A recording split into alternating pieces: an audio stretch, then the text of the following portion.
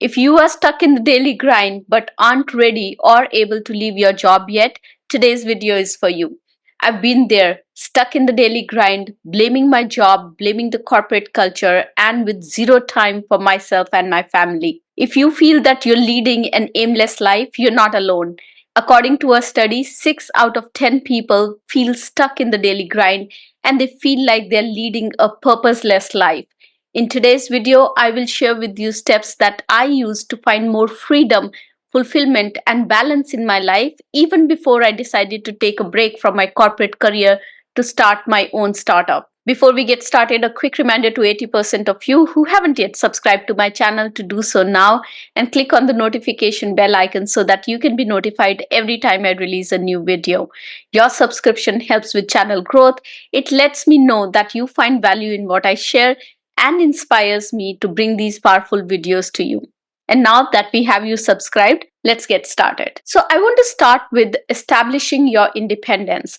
Many of us operate with the mindset that we are dependent on our job for our paycheck, for our worth, and for our social standing. We believe that we have to do things a certain way and show up in a certain way because we don't want to ruffle feathers at work. We don't want to show up as our authentic self because we fear that it'll hurt our chances of promotion or we'll get fired if we don't. We feed ourselves with this narrative that we are trapped in our job, that we have no other option. And since we are attached to this so-called security of a paycheck, we compromise on our values.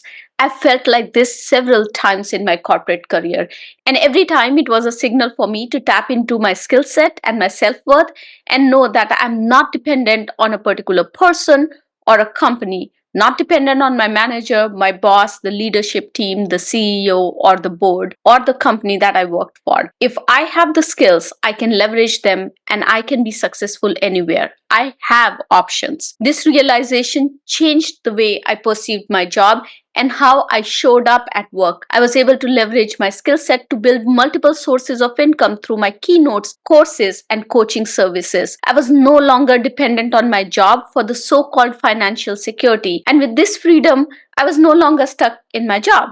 And I was able to make intelligent career choices that better aligned with my values. I did not need to be in a toxic culture with toxic managers anymore just for financial security or the paycheck that the job was bringing. Now, to establish your independence, you need to be able to expand your personal portfolio and embrace your multidimensional identity.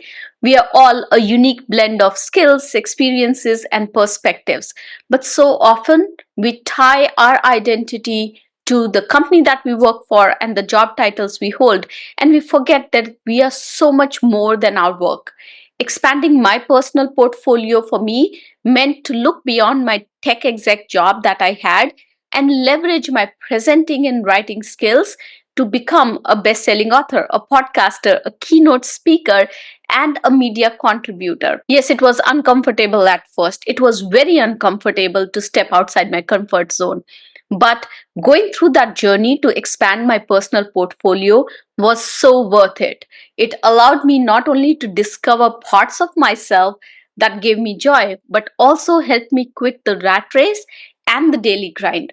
One of my friends, who is also a tech leader, has deep interest in historical sites. He expanded his personal portfolio and leveraged his interest to build out a speaking and travel business that now probably makes more money than his regular job.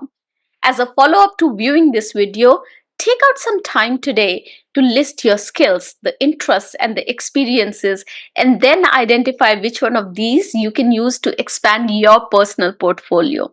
When you start expanding your personal portfolio, you will realize that you need more mental space and time to explore and grow. And that brings us to the next step, which is to say no often. We are so good at saying no to ourselves when it comes to self-care, when it comes to prioritizing our growth, but we are really bad about saying no to others and setting boundaries. In my culture, we are taught to put ourselves the last. We are conditioned to always say yes to helping people. This carries through at work too, where we very so often say yes to the tasks that don't add value or drive impact. And then we resent ourselves for saying yes, and we resent others for giving us those tasks. We get so busy doing these random tasks to help others that we miss out on spending time with ourselves to expand our personal portfolio. My biggest learning in the corporate world was to give myself the permission to say no and set boundaries.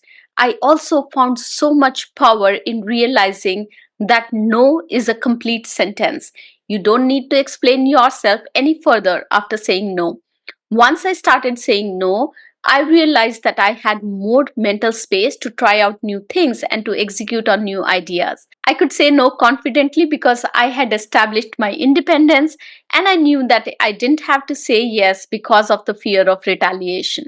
In my 20 plus years of corporate career, I have realized that work never ends.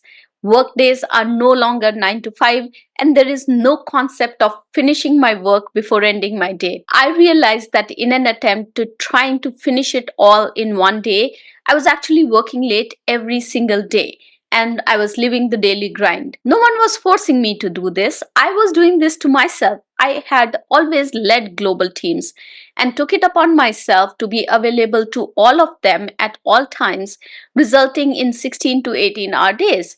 There was no time left for anything in this schedule. I now put things that are important to me on my calendar and build my work schedule around it. Morning 7 to 9 a.m. is blocked out for activities around sending kids to school. There's time built in for recording videos like this, or also there's time built in for walk in the park with my dad. I no longer strive to do it all and try to finish all the tasks in my task list on a particular day. I strive to work on impactful tasks and let the non-urgent tasks spill over to the next day. I no longer put that unnecessary pressure on myself and create fake sense of urgency around those tasks.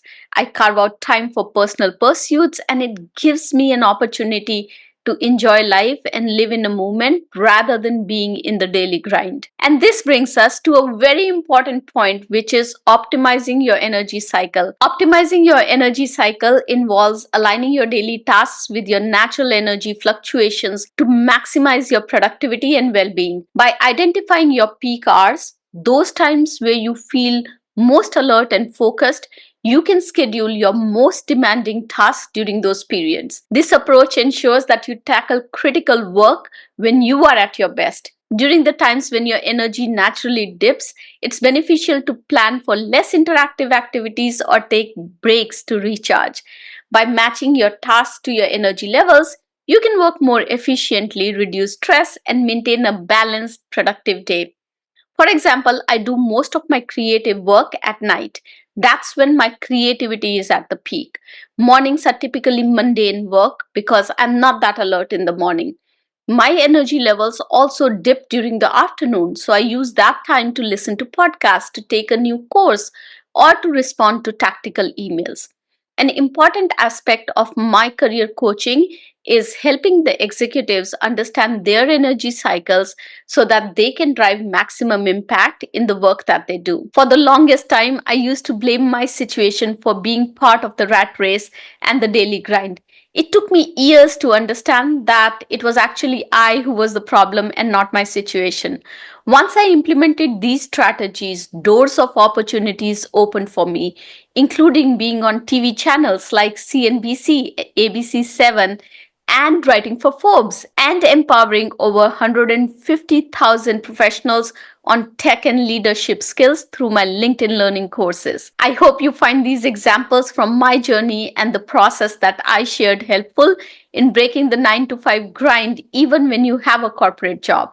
If you like this video, please like, comment, share, and subscribe. By doing so, you help in increasing the reach of the channel, and you also help others who might benefit from my videos. Thank you so much for watching. Have a successful week. Bye-bye.